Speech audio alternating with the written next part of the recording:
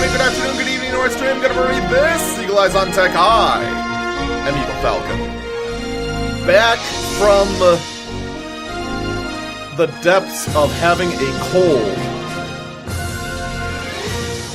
This year is actually, I shouldn't say this year, this winter, at least here in Wisconsin, seems to be just the worst for the cold and the flu.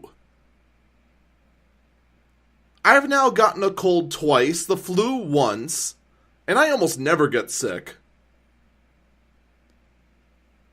A bunch of my coworkers also ended up having to take days off due to illness, and none of them ever get sick. It's crazy.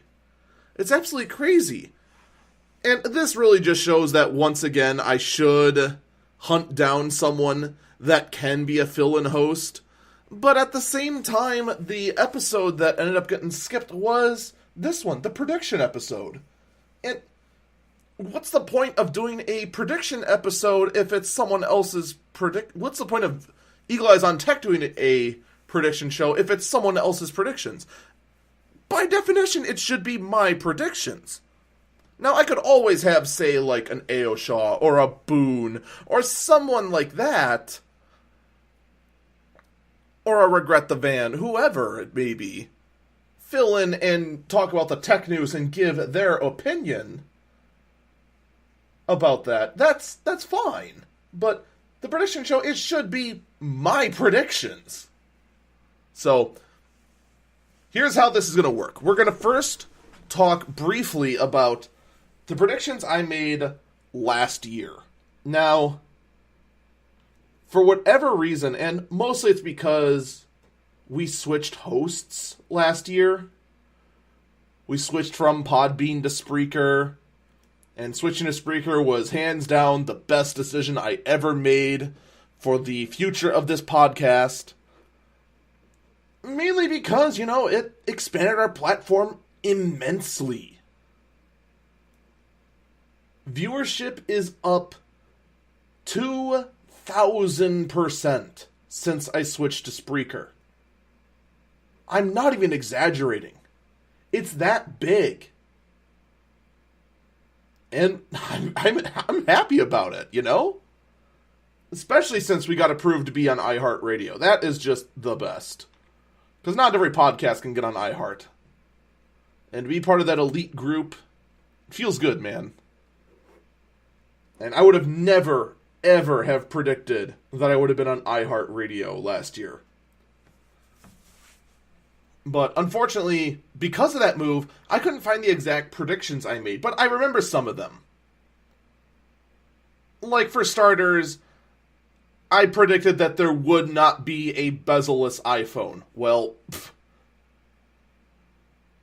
I could try and argue that, well, the iPhone X has a bezel on the top where the camera is, therefore, technically, it's not a bezel-less iPhone. I could be that guy, but, all of you viewers would just go, come on. You're just trying to save yourself. And yeah, that's exactly what it would be. It wouldn't be honest. So yeah, iPhone X, I predicted it wouldn't happen. It did. It happened exactly as everyone has been saying for the last 5 years. 5th time's the charm for all those people. I thought it wasn't going to happen. Because the rumors were just steady over and over and over again. And just finally it happened. Well, what are you going to do? I believe I also predicted the MacBook Air was going to vanish. I was wrong there. It is still around. I believe I also said the iPod line was going to vanish.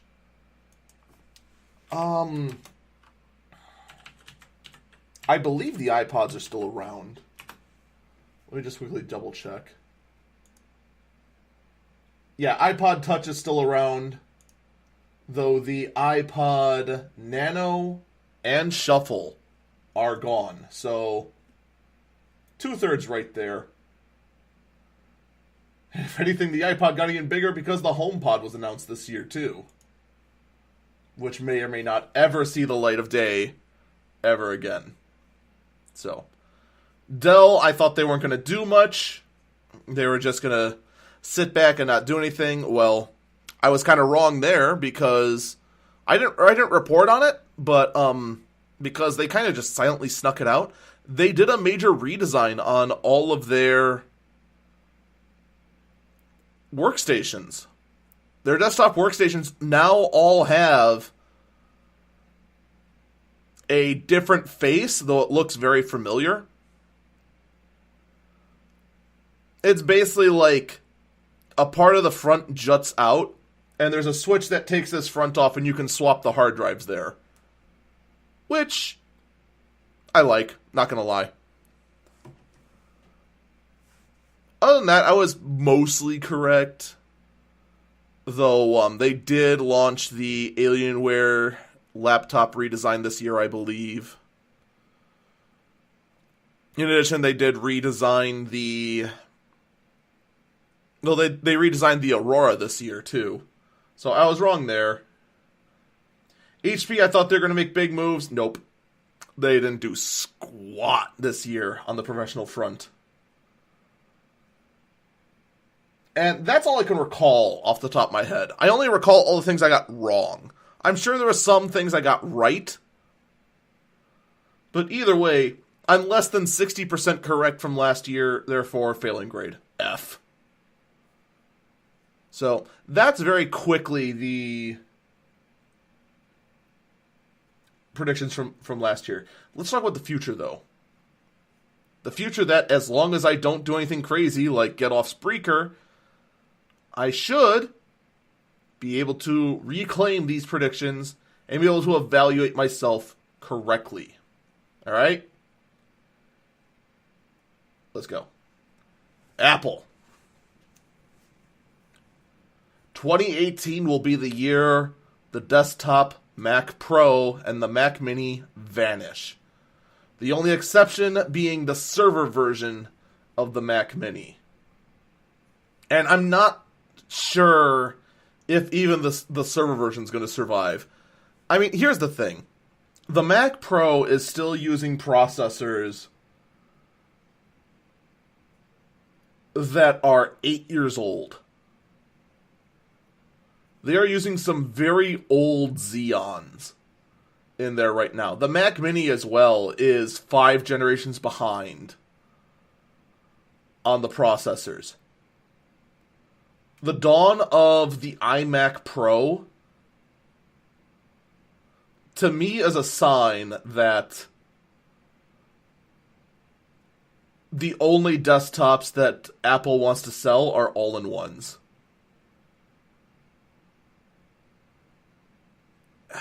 And I'm a little disappointed in that, just because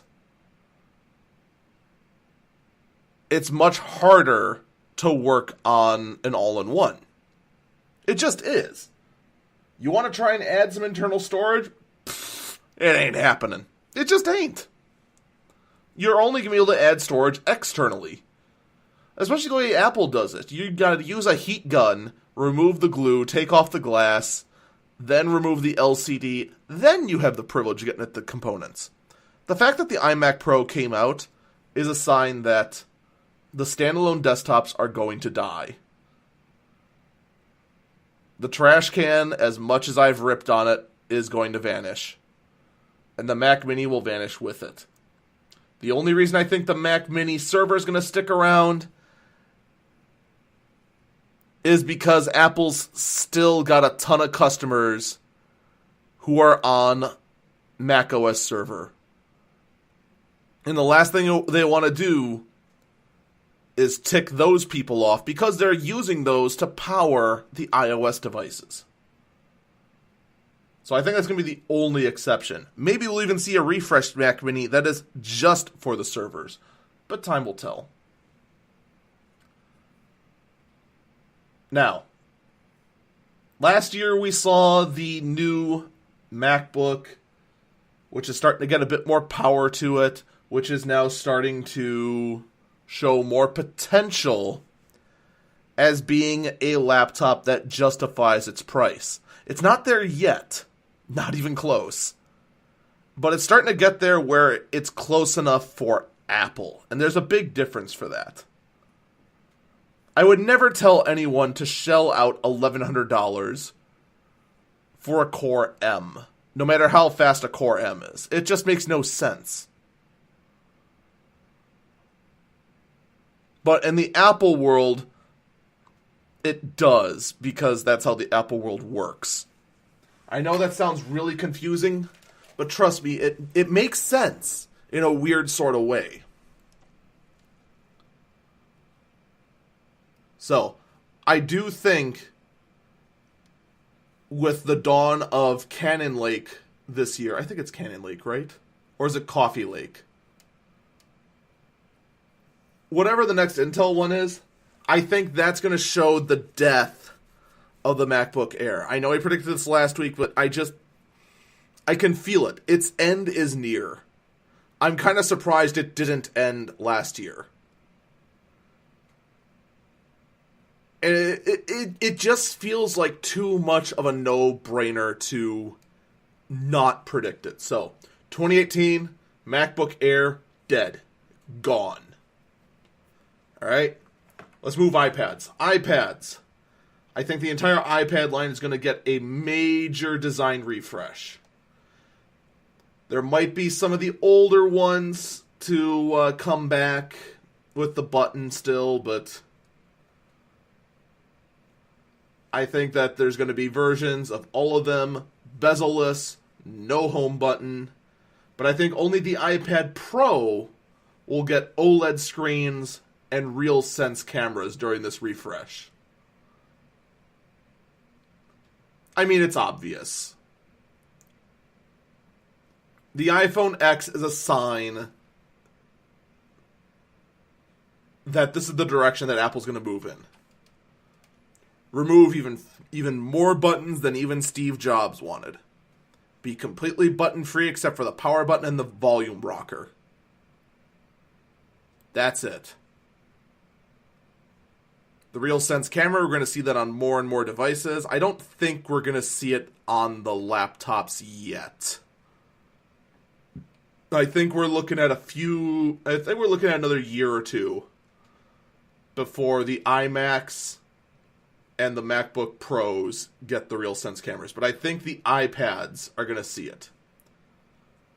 iPhone 7 this year, I think there's going to be an iPhone 9 that is going to have the same design as the iPhone X, but no OLED screen.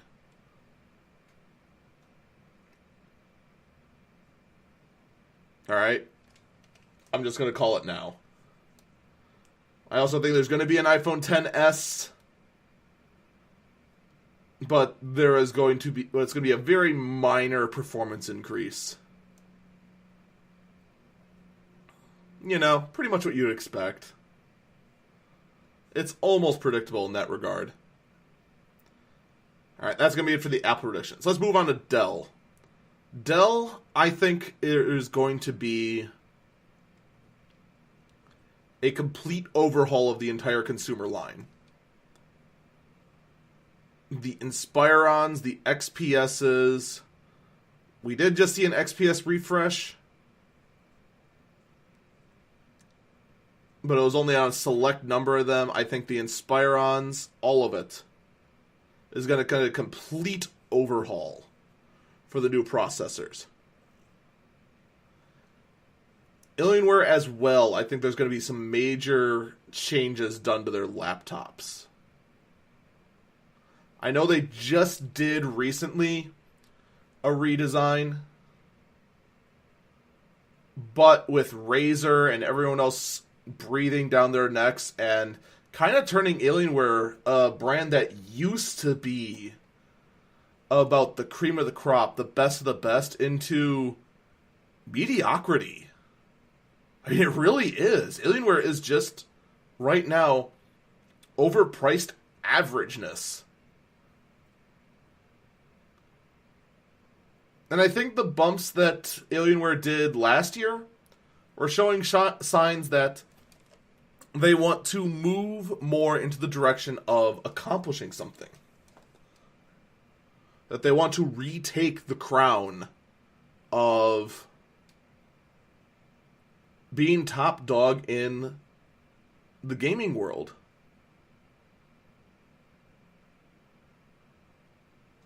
Alright. HP. I do not see how this year they do not redesign everything. They just can't. Especially on the professional side of things. The professional lineup has looked the exact same for 3-4 years now. Usually on the professional side of things, there's at least a facelift, even if the guts remain the same, every 2 years. It's a noticeable pattern that's been going on in HP's world since, I don't know, ever. So I do think there's going to be major changes coming down the road.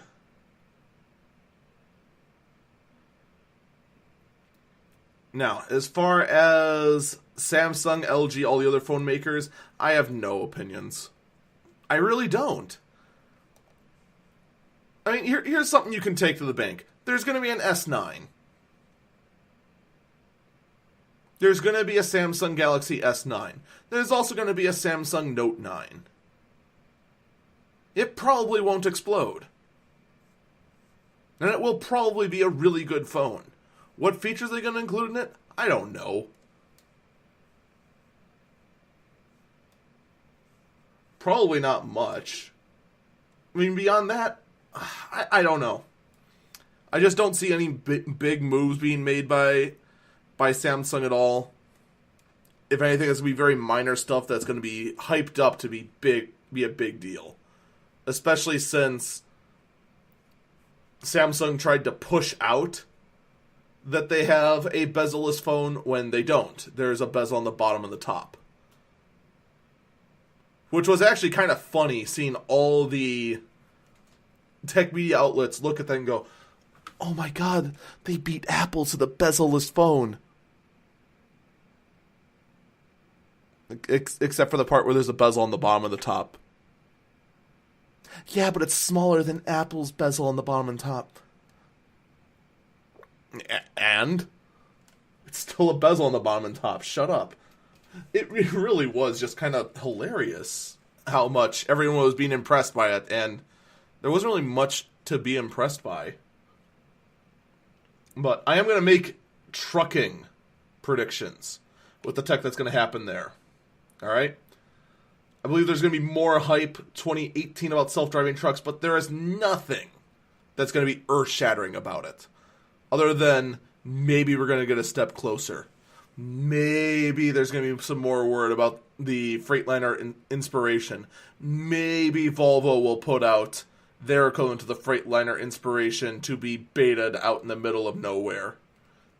Maybe there's that sort of stuff. But I don't think 2018 there's going to be anything earth-shattering or anything that's actually going to get out to people. It's just not going to happen. However, I do think that the truck maker Kenworth is going to be introducing a brand new truck. Let me go with my logic on that. Alright? Here in the US, there are a number of major manufacturers. Freightliner, aka Mercedes. Western Star, which is also Freightliner. Volvo. Peterbilt.